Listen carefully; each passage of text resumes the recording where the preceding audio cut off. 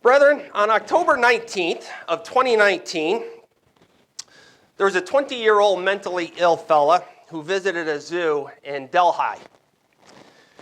During his visit, he wandered through the zoo. He visited the monkeys, visited the zebras, the camels, all the different things that you visit at a zoo.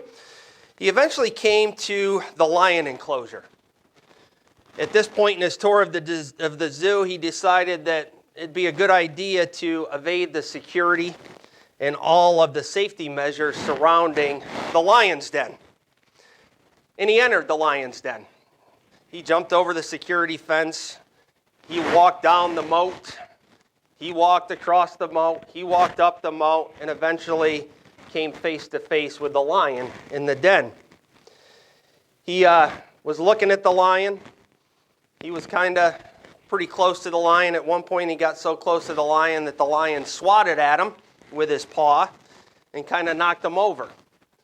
The man didn't appear to be nervous, didn't appear to be anxious to have the lion there in front of him. The people that were at the zoo said the man seemed to have no fear of this lion. At one point, the man actually laid down next to the lion. Well, obviously, the zoo officials were a little bit concerned, and they instituted what they call their fast reaction team. The man was eventually removed from the lion enclosure. According to a couple of news articles I read about this lion incident and the lion issue here with this mentally ill fella, they said that a couple of years earlier, another fella entered the white tiger enclosure, and it didn't turn out as well for that man. He did not come out of the white tiger enclosure unharmed, and that's when they put in this fast reaction team in the event that this were to happen again. So apparently Delhi's idea of fast reaction and what I consider a fast reaction are a little bit different, because if you read down through the article, it took them 15 minutes to even get to the lion enclosure to get this man out. So the question becomes, why was this man unharmed by this lion? Their fast reaction took them 15 minutes to get him out of there, and he was face to face. And again, the people at the zoo that were watching said, had no fear. So many wonder even to this day why the guy was not harmed. Nobody really knows for sure. Some speculate that this particular lion was raised in the zoo, was never in the wild, so it never learned to hunt. It was always fed by the trainers. They said that it never learned to kill. Whatever the reason, the man was definitely fortunate to walk away from this situation with certainly his life and all of his limbs. This news story brings to mind another story of a man who found himself face to face with a den of lions. This man was not mentally ill, nor did he make a conscious decision to actually climb over a security fence, cross a moat, walk across the moat, up the moat, in a span of grass to sit next to a lion. He didn't make that conscious decision. However, the man that we'll talk about a little bit today did make some deliberate decisions that he knew would literally get him thrown to the lions. There's a couple similarities in the two stories. What is similar in the two stories is the fact that both of these men walked away unharmed. They were up close and personal with some pretty vicious creatures, and they walked away unharmed. What is different are the circumstances which led each of these men to come face to face with lions. The other differences is our understanding of how the second man, which we'll talk about here in a few minutes, how he entered that lion's den and escaped unharmed. We know why the second man escaped unharmed. We may never know why the first individual got out of that lion's den unharmed. I've entitled the sermon today, Daniel Gave Thanks, but Why? Daniel gave thanks, but why? So we know the simple answer to why Daniel gave thanks is that God tells us to. God tells us to give thanks no matter what circumstances we are facing.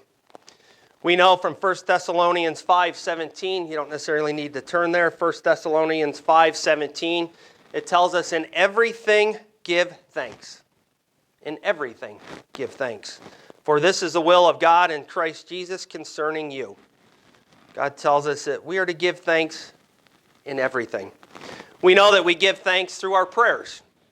We also give thanks to God when we behave according to his laws, according to his commandments.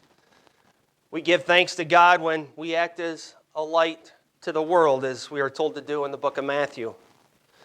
Brethren, we know that there are many ways which we can show God that we are thankful, in many places in the Bible that tells us that we are to direct our thanks to God.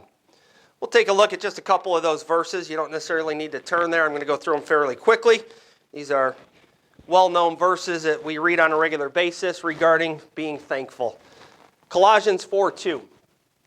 Colossians 4:2 says, "Devote yourselves to prayer, being watchful and thankful." Psalm 106 verse 1 says, "Praise the Lord. Give thanks to the Lord, for he is good. His love endures forever." Psalm 107:21 says, "Let them give thanks to the Lord for his unfailing love and his wonderful deeds for mankind." And then in 1 Chronicles 16:9, it says, "Oh, give thanks to the Lord, call upon his name, make known his deeds among the people." So today we'll spend the majority of what's left of the sermon time in the book of Daniel, chapter 6. We'll see as we read through Daniel 6 that Daniel exemplified the idea of 1 Chronicles of making God's deeds known among the people around him, as well as 1 Thessalonians 5, giving thanks in all things. As we read through the 28 verses of Daniel chapter 6, I'm hopeful that we will gain understanding of Daniel's commitment to God. Daniel was a committed man, unwavering faith to God. And we will also hopefully see that the impact that his obedience had on those people around him, specifically the king. Let's begin in Daniel chapter 6. We're going to start in verse 10 to kind of set the stage. And then we'll go back to verse 1. Daniel chapter 6, verse 10. It says, "Now when Daniel learned that the decree had been published, he went home to his upstairs room where the windows opened towards Jerusalem. 3 times a day he got down on his knees and prayed, giving thanks to God, just as he had done before." So many people will read this verse of Scripture and maybe we focus on the fact that Daniel was committed to prayer because he prayed 3 times a day. Some might read that and say, well, Daniel was a thankful man because it tells us here that he gave thanks. Certainly, both of these assumptions would be correct. However, I believe maybe a more important lesson in Daniel 6 is the fact that Daniel was a man of faith. He was a man of faith. He was 100% committed to following God and his commandments. So you might ask, how do I get that out of verse 10? How do I look at verse 10 and say that Daniel was a man of faith? Well, certainly we know that when we pray, we have faith that God is going to answer our prayers. But this situation goes deeper than Daniel having faith that God's going to answer his prayers. If we look again at the beginning of that verse, it says, "Now when Daniel learned that the decree had been published." It was after he learned that that decree was published that he went and gave thanks. So one would say, well, that decree must have been something that was positive for Daniel, something that inspired him to go and to give thanks for. The question was that decree favorable? For those of us that remember the story of Daniel in the lion's den, we know that it wasn't. We know that the decree that was signed by King Darius was not a positive thing for Daniel. And we know that the decree soon would create a pretty serious life and death situation for Daniel. The decree ultimately led to what we know in the Bible is the story of Daniel in the lion's den. Let's take a look at Daniel verse 1, going to the beginning of the chapter now. Going to the beginning of the chapter. Daniel 6 verse 1, it says, "It pleased Darius to appoint 120 satraps to rule throughout the kingdom, with 3 administrators over them, one of whom was Daniel.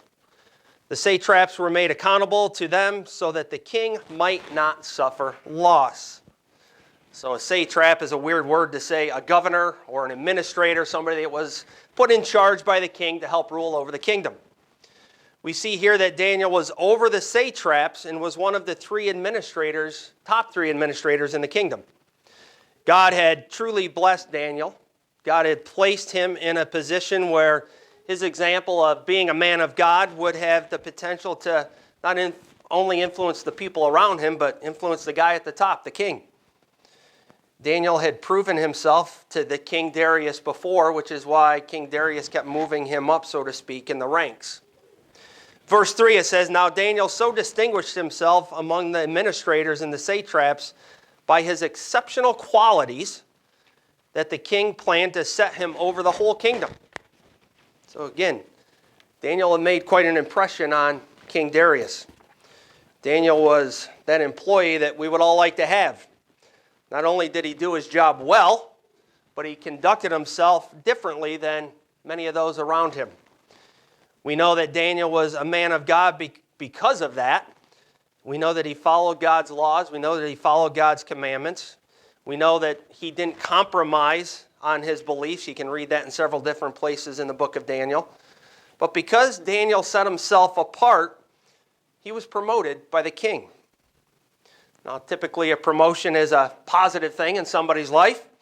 However, it can also be a negative thing as well. It can have negative consequences when you get that promotion and those around you who wanted it did not get it. We know in business it can be very competitive, cutthroat. The job market, everybody's vying for those top jobs. It was no different here for Daniel. Things were no different for Daniel, and those that around him saw that he was being promoted. They came up with a plan. Take a look at verse 4. Verse 4, it says, "At this, the administrators and the satraps tried to find ground for charges against Daniel in his conduct of government affairs, but they were unable to do so. They could find no corruption in him because he was trustworthy and neither corrupt nor negligent." So the other satraps and administrators, knowing that he was going to get the top job, they wanted to take him down. They didn't want that. They wanted the job. They wanted to be able to go to the king and say, "Daniel did this," or "Daniel did that. You may want to reconsider. He's not the guy for the job." But as we read in verse 4, they didn't have anything on him. They were playing dirty to get the job that the king wanted to give to Daniel. The problem was they didn't have anything on him.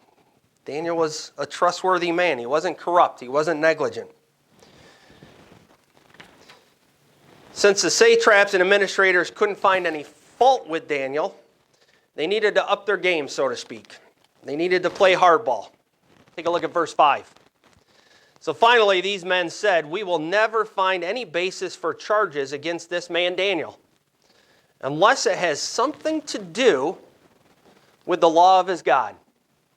See, they knew that he was a man of God, so that they couldn't get him for being negligent, so we're going to get him by something to do with the law of his God, as they say.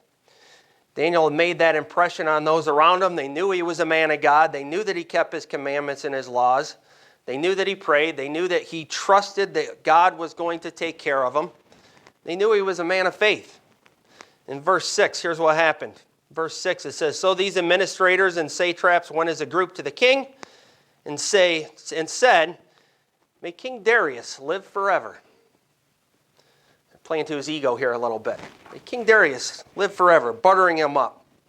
Verse 7, it says, "The royal administrators, satraps, advisors, and governors have all agreed," they all talked, "We're going to you, king. We all agree that the king should issue an edict and enforce the decree that anyone who prays to any god of human being during the next 30 days, except to you, your majesty, shall be thrown into the lion's den."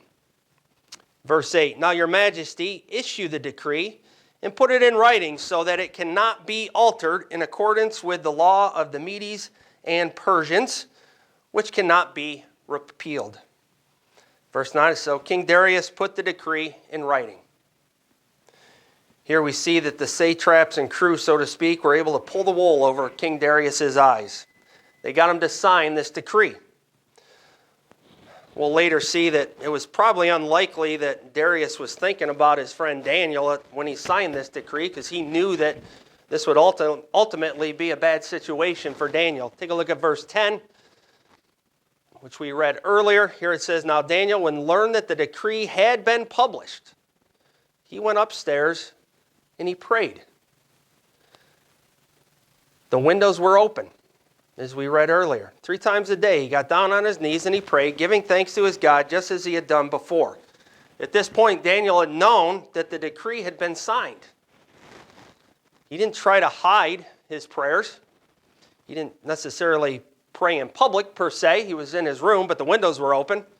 Clearly he knew he was going to be caught, but knowing that he was going to be thrown to the lions, if he got caught praying, it didn't stop him. He still prayed to God as he did 3 times a day, it said. Think about the amount of faith it must have taken Daniel knowingly praying with the understanding that if he were to be caught for obeying God and praying to God, that he was going to be thrown to the lions. Daniel had to know he was going to be caught. And the satraps knew they were going to catch him within 30 days, right? Because the decree expired in 30 days.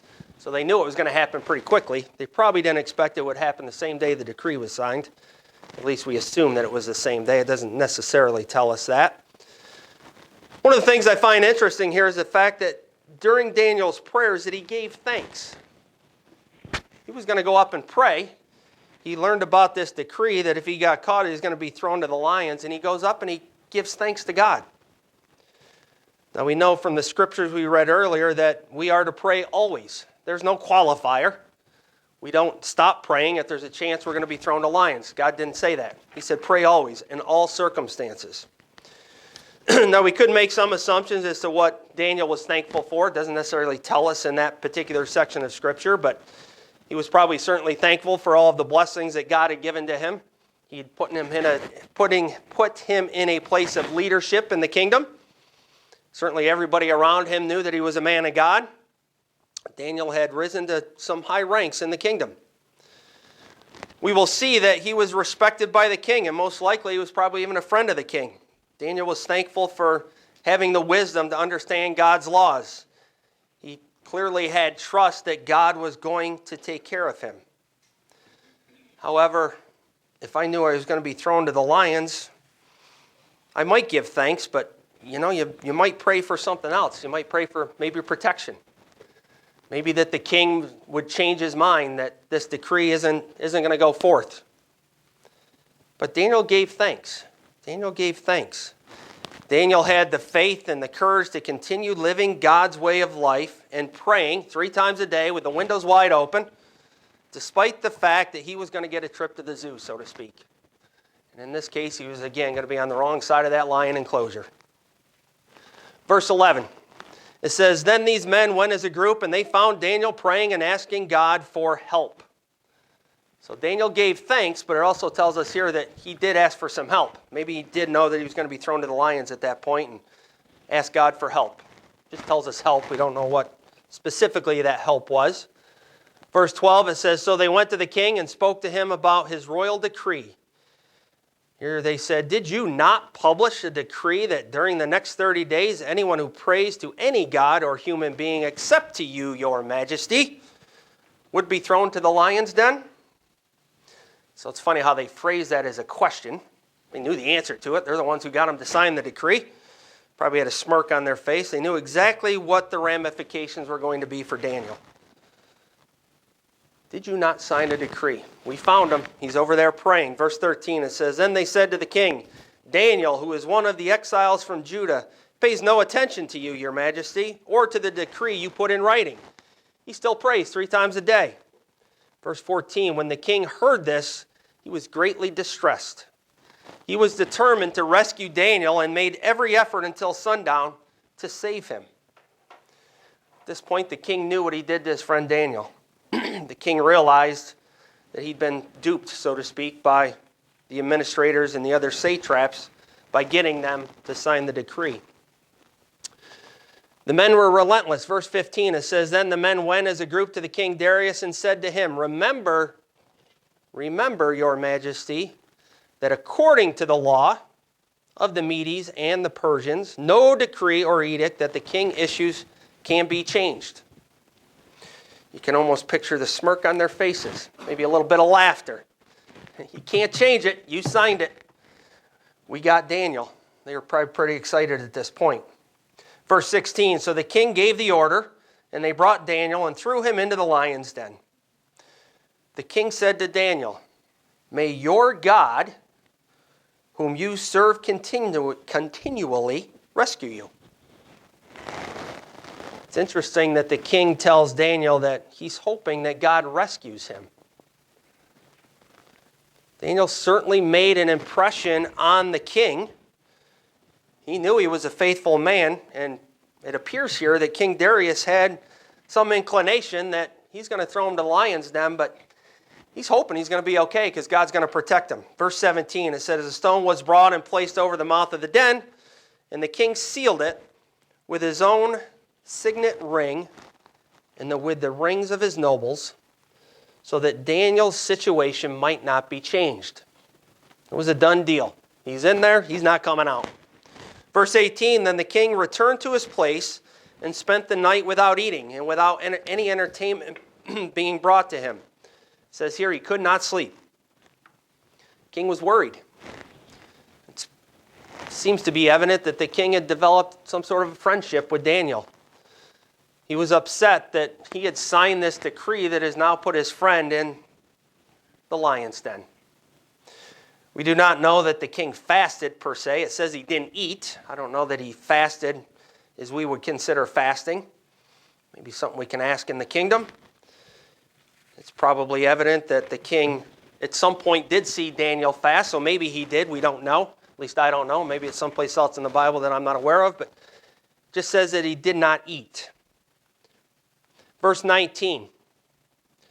So the king's up all night. He's not eating. He's not enjoying his normal entertainment. He couldn't sleep.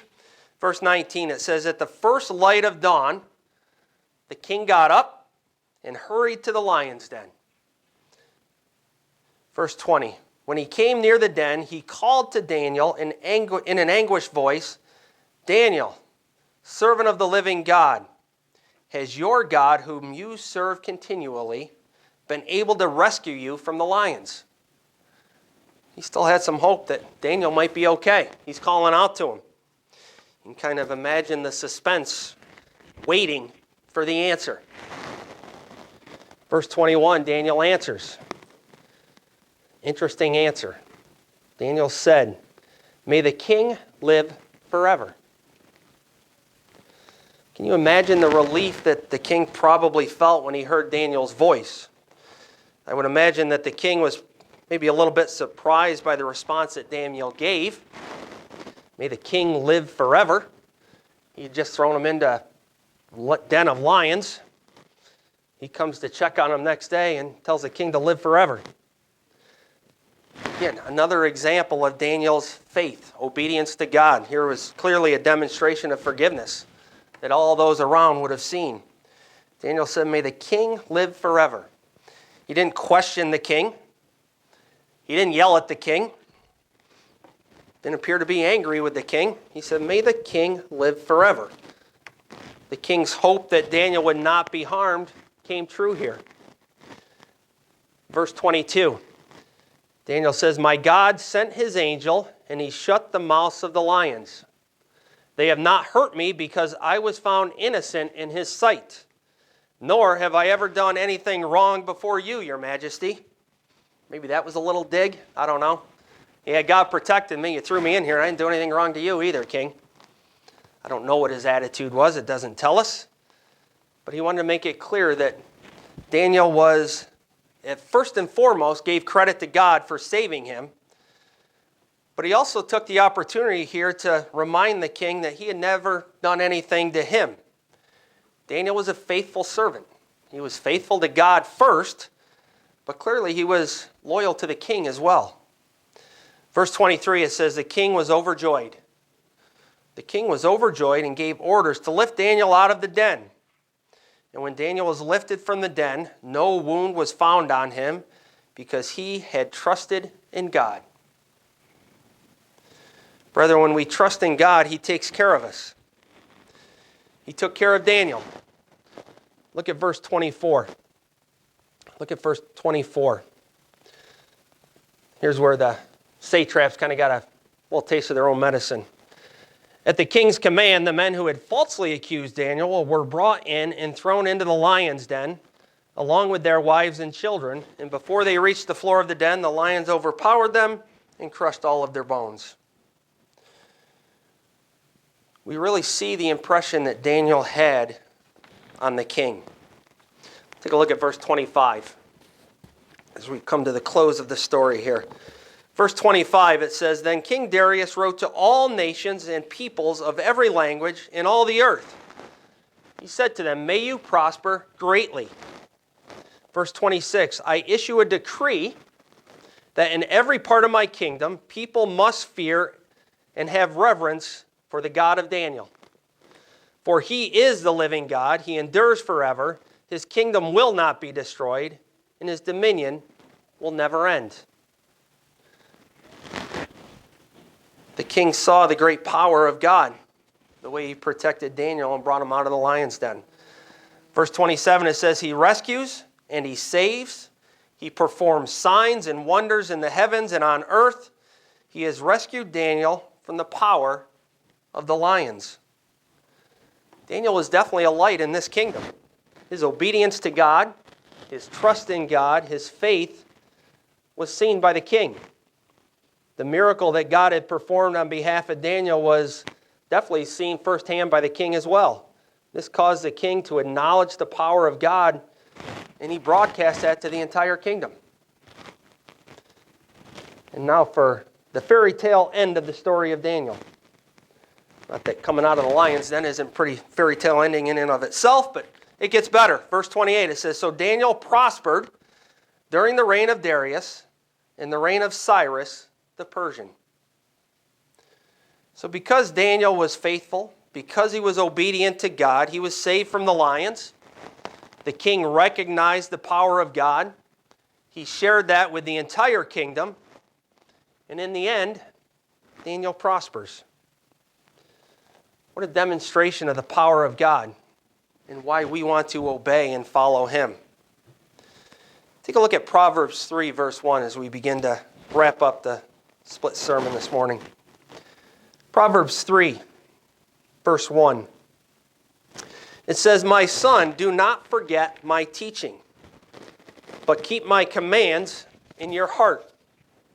For they will prolong your life many years and bring you peace and prosperity." As we reflect on the story of Daniel, Proverbs verse 1 and 2 of chapter 3, it definitely came to fruition for Daniel. He kept God's laws, he kept his commandments, he was protected, and he prospered. This was because Daniel was faithful to God. God performed that miracle in Daniel's life. Continuing in verse 3 and 4 of Proverbs 3, it says, "Let love and faithfulness never leave you. Bind them around your neck, write them on the tablet of your heart. Then you will win favor and a good name in the sight of God and man." It doesn't appear that Daniel ever lost faith. He knew he was going to be thrown to the lions, but he continued to pray to God despite the potentially dire consequences he was going to face. And not only did he go to pray, he gave thanks to God despite this dire situation. Continuing in verse 5 of Proverbs chapter 3, it says, "Trust in the Lord with all your heart. Lean not on your own understanding. In all your ways submit to him, and he will make your path straight."